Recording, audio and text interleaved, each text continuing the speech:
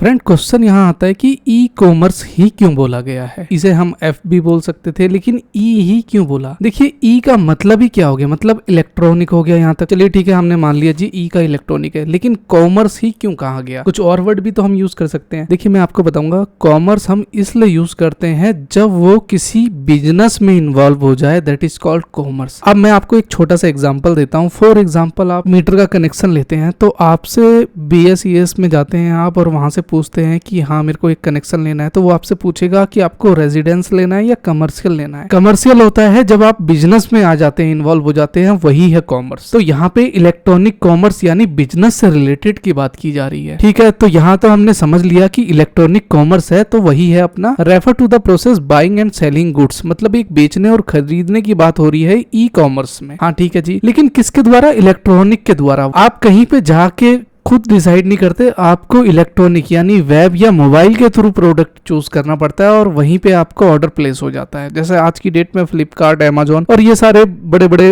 जैसे भी प्लेटफॉर्म है हम यूज कर रहे हैं। अब बात आ जाती है इसमें discuss advantage and disadvantage of e commerce में क्या क्या है। उससे पहले हम बात कर लेते हैं जिसमें B2C रहता है, मतलब बिजनेस टू कस्टमर। आपने अमेजोन से कोई एक सपोज दैट एक जीन्स खरीदी आपने, अमेजोन ने आपको डिलीवर कर दिया आपके घर पे। ठीक है जी, अब आ जाता है यहाँ पे B2B। अब B2 क्या है, business to business. For example आप बिजनेस एक कर रहे हैं और आपने कहीं प्रोडक्ट खरीदा अलीबाबा से, मान लो बल्क में, तो आपके और अलीबाबा के बीच में क्या है, बिजनेस टू बिजनेस है। उसी तरह कंज्यूमर टू कंज्यूमर भी होता है और कंज्यूमर टू बिजनेस, ये कुछ इसके रोल होते हैं जहाँ पे अमेजोन, फ्लिपकार्ट और ईबे के द्वारा हम देख सकते हैं। बात कर लेते हैं एडवांटेज और डिसएडवांटेज के बारे में। पहला आता है एडवांटेज, 24/7, मतलब कि कोई हॉलीडे या कुछ भी रहे उससे कोई मतलब नहीं है, आपका अवेलेबल है ऑनलाइन पे। आप गए, आपने ऐप ओपन किया और प्रोडक्ट सर्च करके ऑर्डर प्लेस मार दिया। कॉस्ट एफिशिएंसी, जहां पे fewer employees and automation of sales inventory system होता है, इसमें ऑटोमेटेड चलता रहता है। इसमें जैसे हमने कोई भी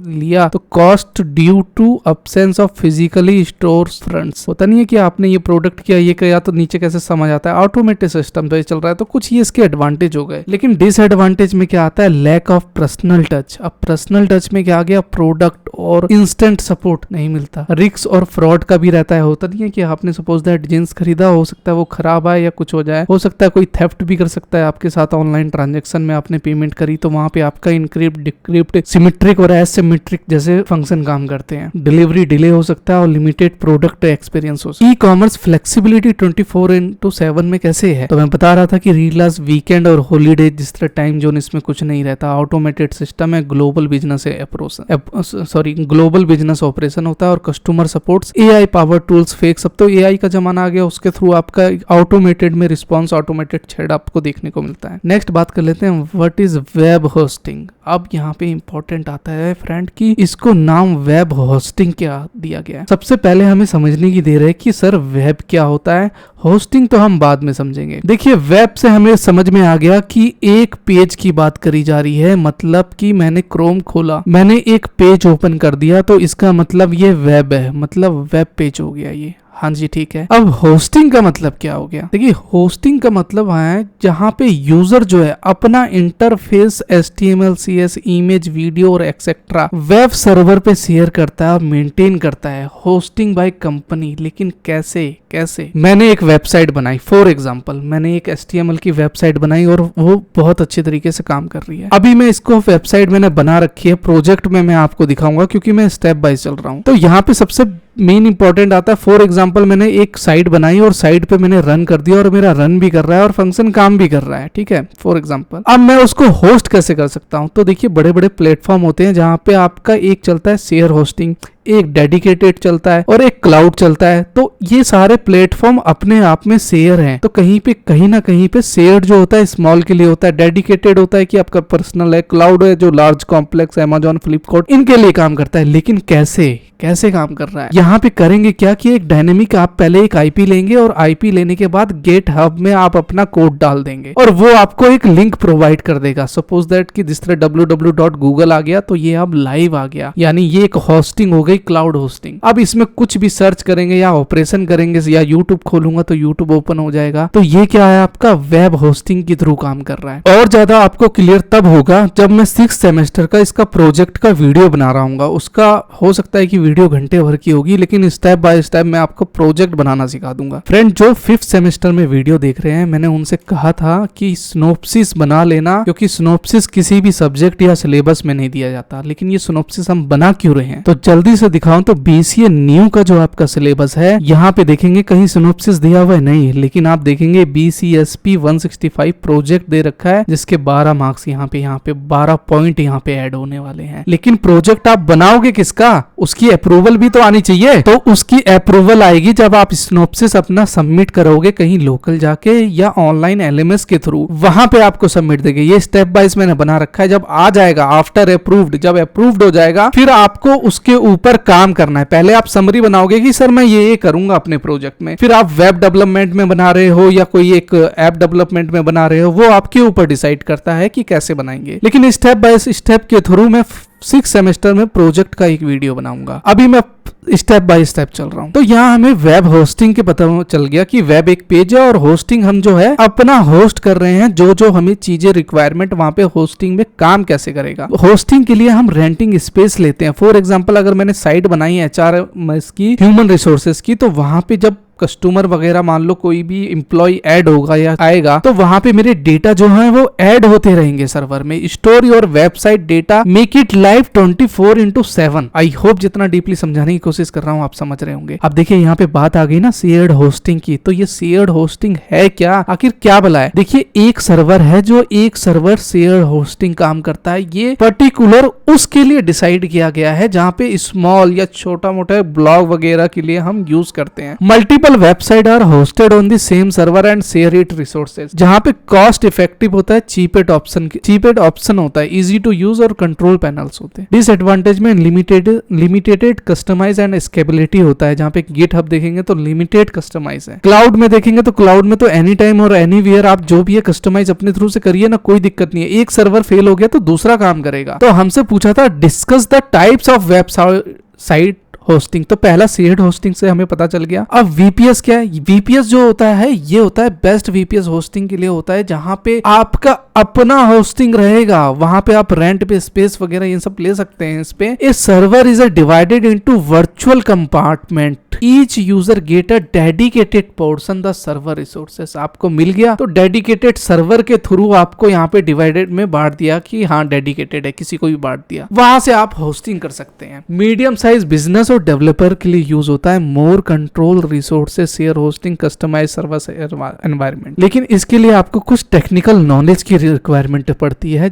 अगर आप VPS का यूज करते हैं। अब डेडिकेटेड होस्टिंग यहाँ पे आ गया जो मैं पहले बता रहा था। अब डेडिकेटेड क्या है, full control over server setting and performance. आपके में फुल कंट्रोल रहेगा। Dedicated a single server is a dedicated entire one website user. आपके लिए ही सिर्फ ये होस्टिंग काम करेगा। अब बस ये लार्ज वेबसाइट और हाई ट्रैफिक ई-कॉमर्स प्लेटफॉर्म के लिए यूज होता है। अब देखेंगे क्लाउड होस्टिंग। तो मैंने कहा था कि क्लाउड होस्टिंग आपकी ये वेबसाइट है तो एक सर्वर ये है, एक ये है, एक ये है। क्लाउड में अगर मान लो ये सर्वर डाउन हो गया तो ये काम करेगा, अगर ये डाउन हो गया तो ये करेगा, लेकिन आपकी वेबसाइट हमेशा चलती रहेगी। वही है क्लाउड।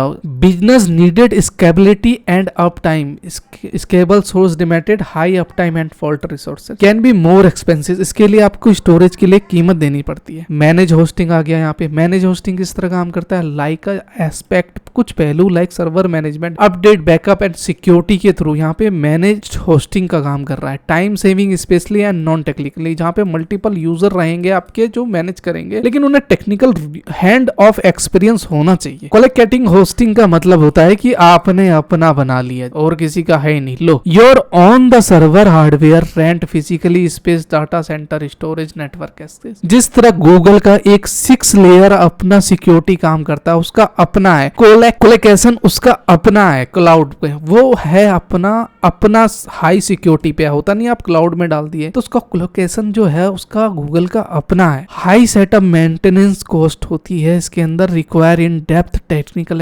एक्सपर्टाइज। 6 लेयर में होता क्या है कि 6 लेयर, अभी गूगल पे आप सर्च करके देखना, उसका वीडियो यूट्यूब पे मिल जाएगा कि 6 लेयर डाटा सिक्योरिटी कैसे काम करता है उसका। ऐसा नहीं है कि बादल में कोई डाटा पड़ा है, नहीं, उसका एक प्लांट लिया हुआ है और प्लांट लेने के बाद वो सारे 6 लेयर पार करने के बाद 6 लेयर पे उसके मेन डेटा पे पहुंचोगे जहां पे आपका डेटा स्टोर है। होता नहीं है कोई 20 GB 25 GB, हमारे सर ने भी ले रखा है, वहां पे 20 TB का भी हमारे सर ने ले रखा है। और उसमें करा क्या है उन्होंने कि अपना जितनी भी डेटा वगैरह मैनेजर सारा उसके अंदर स्टोर है और ईयरली वो पे करते रहते हैं इसमें। वो क्या है, आपका डेटा का पैसा ही यूज कर रहा है गूगल। अब आ जाती है बात, discuss the different type of web server. अब सर्वर, वेब तो हमें पता चल गया क्या है, लेकिन एक सर्वर क्या है, ये क्या चीज है सर्वर? देखिए, जहां आपका डेटा स्टोर होगा, जहां आप होस्टिंग कर रहे हैं, तो होस्टिंग से आप नहीं कर रहे हैं होस्टिंग आपने करके एक बार दे दी, फिर यूजर या कस्टमर या कोई भी पर्सन होगा वहां पे जब आएगा तो वो आपके साइट पे एंटर करेगा इंफॉर्मेशन और वो चीज आपके सर्वर पे जाएगी। तो सर हमने वेब तो समझ लिया, अब सर्वर भी एक बार क्लियर कर दीजिए। तो हाँ, इसमें क्या होता है, डिफरेंट नीड एनवायरनमेंट टेक्नोलॉजी कुछ यूज होती है, जहां पे सबसे पहले मेरा फेवरेट है अपाचे HTTP सर्वर। यहाँ पे करेगा क्या, अपाचे एक विंडो और लाइनक्स के थ्रू काम करता है, यहाँ पे PHP MySQL की तरह काम करता है। आपको करना क्या है कि XAMPP सर्वर अपना डाउनलोड कर लीजिए और अपाचे का exe फाइल डाउनलोड कर लीजिए। जल्दी से समझना है तो दोनों आप देख लीजिएगा, आपको सर्वर एकदम क्लियर, क्रिस्टल क्लियर हो जाएगा कि आखिर ये काम कैसे करता है अपना, और MyPHP एडमिन क्या है, टॉमकैट क्या है, सारी चीजें क्लियर हो जाएगी। ये डेटा आपके सर्वर में ऐड होता रहेगा। ठीक है जी, हमने पता लगा लिया कि सपोर्ट एक टॉमकैट है, जो टॉमकैट अपना करता क्या है, एक सर्वर की तरह है जो अपने कोड को डिप्लॉय कर देता है। वहीं पे NGX भी यूज करते हैं हम, अलग अलग प्लेटफॉर्म है। ये थोड़ा कॉम्प्लेक्स है, इंटरनेट इंफॉर्मेशन सर्विस। अगर आपको यूज भी करना चाहें तो थोड़ा सा कॉम्प्लेक्स है, इसका कोड भी मैंने लिख दिया कि कैसे काम करना है। Windows+R यहाँ पे ऑप्शनल फीचर्स मारेंगे तो आपका ये विंडो ओपन हो जाएगा और यहाँ पे आप जाएंगे, यहाँ पे टर्न विंडो फीचर्स पे इंटरनेट इंफॉर्मेशन सर्विस आपको ऑन करनी पड़ेगी। तो थोड़ा सा कॉम्प्लेक्स है, ज्यादा वो नहीं है। अगला देख लेते हैं, लाइट स्पीड भी वेब सर्वर होता है कुछ, Node.js वेब सर्वर, लेकिन किसके लिए, जावास्क्रिप्ट बेस रन टाइम के लिए। Node.js ये सब सारी चीजें आपको डाउनलोड करनी पड़ेगी एक अच्छी वेब साइट बनाने के लिए, लेकिन कहीं ना कहीं इनका यूज होगा जहाँ पे developer Node.js foundation cross platform काम करेगा। अब टॉमकैट आ गया, तो अपाचे सॉफ्टवेयर फाउंडेशन टॉमकैट करेगा क्या कि आपके जितने भी बिन फोल्डर में होंगे वो आपके VS से कहीं ना कहीं एनवायरमेंट वेरिएबल्स में होंगे। ये सारा वीडियो आपका फास्ट कोडिंग जो अभी प्लेलिस्ट दिखाई है उसमें आपको सारी चीजें पता चल जाएगी, कैडी कुछ कर रहे हैं। समरी में आप देख सकते हैं, इसमें फटाफट से अगर बताऊं तो अपाचे और ये IIS किस किस में काम करता है। जिस तरह जनरल यूज के लिए हम अपाचे यूज करते हैं और टॉमकैट के लिए जो कॉम्प्लेक्स जो रेगुलर यूज हो रहा है वो बता रहा हूँ, और जावा एप्स के लिए काम करता है। नेक्स्ट आ जाता है distinguish between any 4 of the following. Internet, web server, spy, ये सब कैसे काम कर रहा है, क्या चीज है। देखिए, इंटरनेट तो हमें पता है कि इंटरनेट एक ग्लोबरी है जो हम अपना वेब पे यूज करते हैं, केबल सर्वर के थ्रू, ईमेल FTP यूज करते हैं। वर्ल्ड वाइड क्या होता है, जहाँ पे हम इंफॉर्मेशन रिट्रीव करते हैं, सिस्टम इंटरलिंक्ड सब web page, web browser, HTTP, HTML और URL लिंक के थ्रू करते हैं। अब स्पाईवेयर, थ्रेड और वर्सेस फिशिंग क्या है। देखिए, मैलिशियस सॉफ्टवेयर होता है, जहाँ पे कुछ करा तो आपके मैलिशियस सॉफ्टवेयर में स्पाईवेयर कुछ डाल देते हैं जहाँ पे आपका सिस्टम या फाइल करेक्ट हो जाती है। और फिशिंग में होता क्या है कि फेक ईमेल और वेबसाइट होती है। इसमें सपोज दैट आपकी email ID for example chandan@gmail.com है, वहीं पे चंदन और 1@gmail.com से भी एक आईडी आ जाएगी और वहां पे वो यूज हो जाएगा। लेकिन आज की डेट में चंदन तो देख लिया, लेकिन 1 कोई देखेगा नहीं उतने, तो वो है अपना फिशिंग ट्रिक यूजर। ध्यान से देखिएगा जो समझाने की कोशिश कर रहा हूं मैं। Trick user into giving confidential information, fake bank email asking login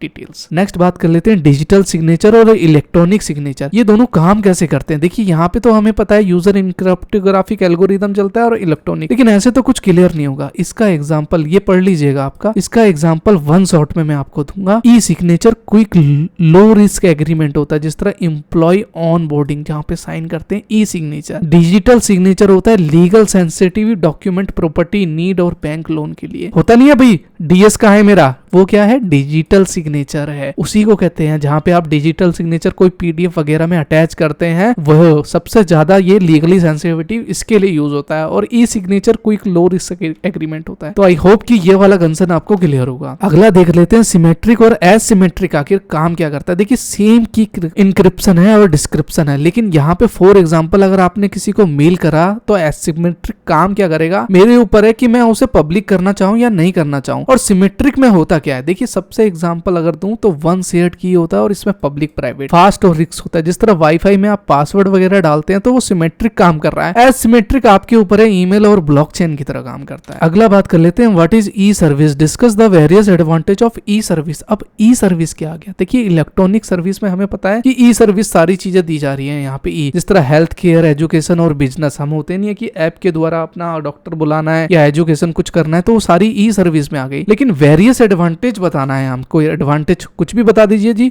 ई सर्विस में गवर्नमेंट ऑनलाइन टैक्स फिलिंग करते हैं, बैंकिंग में हम फंड ट्रांसफर कर सकते हैं, लर्निंग में हम अपना कोर्स पढ़ सकते हैं, ई कॉमर्स में शॉपिंग कर सकते हैं, हेल्थ में ऑनलाइन डॉक्टर अपॉइंटमेंट ले सकते हैं। ये कुछ इसके एडवांटेज और एक्सप्लेनेशन है, ये कुछ ज्यादा कॉम्प्लेक्स नहीं है, एक बार पढ़ेंगे आपको आ जाएगा। What is cyber security, explain it type. अब साइबर सिक्योरिटी क्या आ गया, अब देखिए साइबर सिक्योरिटी हमें पता है कि सिक्योरिटी हमें पता है कि हमें कुछ इस सिस्टम को थ्रेट से, अपना वायरस से और रैंसमवेयर फिशिंग से सेव करना है। तो यहाँ पे साइबर सिक्योरिटी इसीलिए दिया गया है क्योंकि कहीं ना कहीं साइबर क्राइम हो रहा है, वो इलेक्ट्रॉनिक के थ्रू हो रहा है। Practice computer service, mobile network, ये साइबर क्राइम इनमें होता है। Data from digital attacks that is called cyber unauthorised access. अब इसके कुछ टाइप भी आते हैं, नेटवर्क, ये इंफॉर्मेशन एंड पॉइंट, ये लेकिन ये क्या क्या है, देखिए नेटवर्क हमें पता है कि हम फायरवॉल अपना लगा सकते हैं। इंफॉर्मेशन सिक्योरिटी में क्या है, अनऑथोराइज्ड डाटा को हम नहीं करते हैं, जिस तरह होता नहीं है थर्ड पार्टी होता है। एंड पॉइंट में क्या है, जिस तरह एंटीवायरस और ये सब हम यूज करते हैं। एप्लीकेशन सिक्योरिटी क्या है कि हम भैया जो है ट्रस्टेड वगैरह, cloud security specific firewall use करते हैं। ये कुछ इसके टाइप्स वगैरह है। नेक्स्ट बात कर लेते हैं, discuss the steps of app development process. अब ऐप डेवलपमेंट में कुछ क्या आ गया, देखिए ऐप डेवलपमेंट में आप ensure final product is function user friendly होता है। पहले आप टेस्टिंग करते हैं, फिर उसको बिजनेस गोल के लिए बिलो की स्टेप उसके कुछ होते हैं। रिक्वायरमेंट एनालाइज करते हैं कि हाँ क्या आइडेंटिफाई ऑडियंस जो है उससे है, और गैदरिंग क्लाइंट और स्टेक होल्डर, कोई भी हो सकता है स्टेक होल्डर जो आपको इन्फॉर्मेशन प्रोवाइड करता है। गैदर मतलब इकट्ठा करते हैं क्लाइंट से कि भैया क्या क्या चाहिए ऐप के अंदर और क्या होना चाहिए, फिर प्लानिंग करते हैं, फिर उसके बाद डिजाइन करते हैं और ऐप डेवलपमेंट करते हैं, फिर टेस्टिंग करके हम क्या करते हैं उसको जो है डिप्लॉय करके करते हैं। बस थ्योरी आप सारा पढ़ लीजिएगा, डिप्लॉयमेंट कर देते हैं लास्ट, जो मैं आपको बताने की कोशिश कर रहा था। Launch the app for public और इंटरनल यूज के लिए होता है, मेंटेनेंस और अपडेट के लिए, और स्केलेबिलिटी हो इन फ्यूचर में आप ये भी चीज दिखाते हैं, keep the app update and function. Okay friend, तो बाकी का क्वेश्चन हम अगले वीडियो में डिस्कस करेंगे, ठीक है। तो मिलते हैं नेक्स्ट वीडियो में, तब तक के लिए अलविदा।